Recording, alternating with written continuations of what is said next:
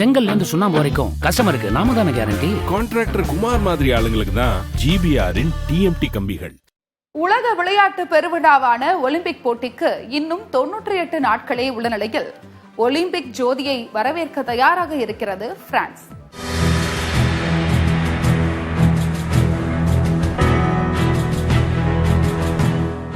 எங்கு ஒலிம்பிக் போட்டிகள் தொடங்கினாலும் கிரீஸ் தலைநகர் ஏதென்ஸ் விழா கோலம் பூண்டிவிடும். ஒலிம்பிக்கின் பிறப்பிடமான ஏதென்ஸில் இருந்துதான் ஒலிம்பிக் ஜோதி போட்டி நடைபெறும் நாட்டுக்கு கொண்டு செல்லப்படுவது வழக்கம். சூரிய ஒளியிலிருந்து இயற்கையாக ஜோதி ஏற்றப்படுவது கூடுதல் சிறப்பு.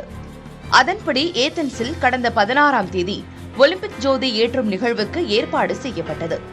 ஆனால் அன்றைய தினம் வானம் மேகமூட்டத்துடன் இருந்ததால் இயற்கையாக ஜோதியை ஏற்ற முடியாமல் போனது. இருப்பினும் பாரம்பரிய கிரேக்க பாத்திரத்திலிருந்து ஜோதி கொண்டுவரப்பட்டு கிரேக்க நடிகை மேரி மினா ஜோதியை ஏற்றினார்.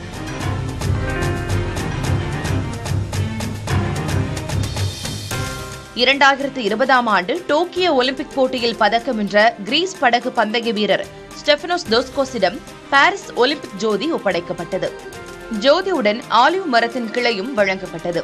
அமைதி மற்றும் நட்பை வலியுறுத்தும் விதமாக ஆலிவ் மர கிளைகளை பாரம்பரியமாக கிரேக்கர்கள் பயன்படுத்தி வருகின்றனர். அதன் அடையாளமாக ஒலிம்பிக் ஜோதியுடன் ஆலிவ் மர கிளையும் வழங்கப்பட்டது. பின்னர் ஏதென்ஸ் ஒலிம்பிக் சாம்பியனான பிரான்ஸ் நாட்டைச் சேர்ந்த லார் மனோதோவிடம் ஜோதியும் ஆலிவ் மரக்கிளையும் ஒப்படைக்கப்பட்டது.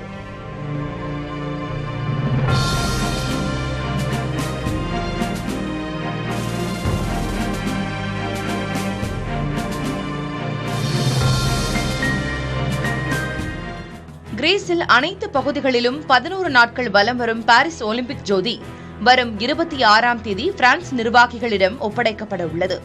பின்னர் ஏதென்ஸிலிருந்து பாரிஸ் ஒலிம்பிக் ஜோதியை கொண்டு செல்ல பெல்லம் என்ற பிரான்ஸ் கப்பல் கிரீஸ் துறைமுகத்தில் தயாராக நிறுத்தி வைக்கப்பட்டுள்ளது.